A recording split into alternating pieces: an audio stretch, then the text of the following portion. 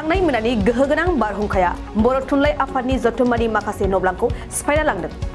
बर' थुनलाइ आफादनि 62थि बोसोरसालिया जथुम्माया दिनैनिफ्राय पाटगावनि रानि कालाइस्रि फोथाराव खुंफुंजागोन आरो बेनि थाखाय लाहार फाहार खालामनाया फ्रायनो जोबबायमोन।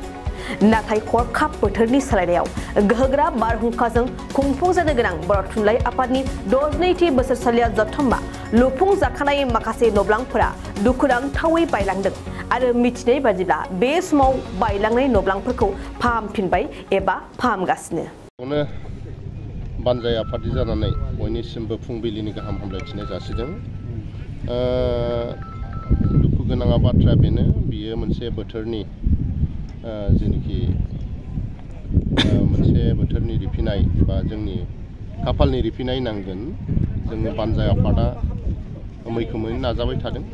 जोङोहाय दिनै थांनाय हराव जे जाथाय जानानै थांबाय, जे मावसोम हान्जानि हिन्जावसाफोरनि जे बादाया बायदों, जोङो इसिबां मानि मानसिफ्रा जेबो खस्थ' मोनासै आरो जों हानायमानि गारिजों रोगानानै बिथांमोनखौ रेस्किउ खालामदों आरो पाटगावआव थानाय कमिउनिटि हलाव जोङो लांनानै दोनहैजोबदों हिन्जावसाफोरखौ।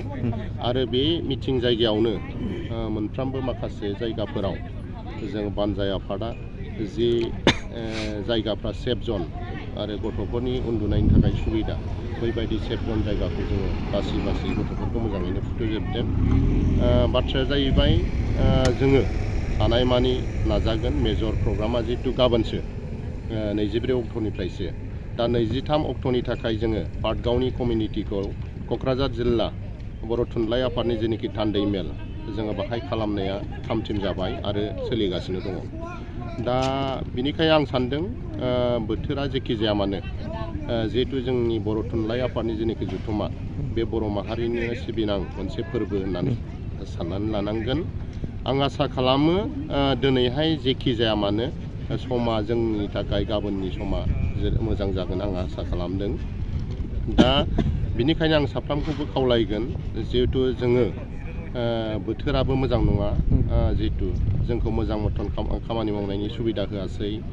गेटआ मावबाय थादोंमोन, अखा थमब्लेट मावनायनि बिथांमोना थांखि, बेबो साननै जितु बोथोरा मोजां नङैखाय मोजां मथन आबुं जाहोनो हाया जादों। अब्लाबो दिनैनि गेजेराव जोङो साक्सेस खालामगोन। बिनिखायनो दिनैनि जेनोखि फुंनि जानो गोनां बेखेवनाय हाबाफारि, बेखौहाय जोङो 3 बाजि बेलासियाव लांनाय जादों, पस्टपन खालामनानै एसे फावसयनानै। दा जेन' हक आसा खालामो जायफोर थांखि लादों बै थांखिफोरखौ जाफुंहोनायाव जोङो बानजाय आफादा साखाफारा जानानै दङ। गोनो गोथो लायालासेनो, बोथोरखौ जेबो सानालासेनो साफ्रोमबो बर' माहारिनि रायजो राजा आरो बानजाय आफादनि गासै दैदेनगिरिफोरखौ गाबागावनि पार्टआव गाबागावनि मावनां हाबाफारियाव मावफैसारखानानै हाबाफारिखौ जाफुंसार होफैथारनो थाखाय आं खावलायदों।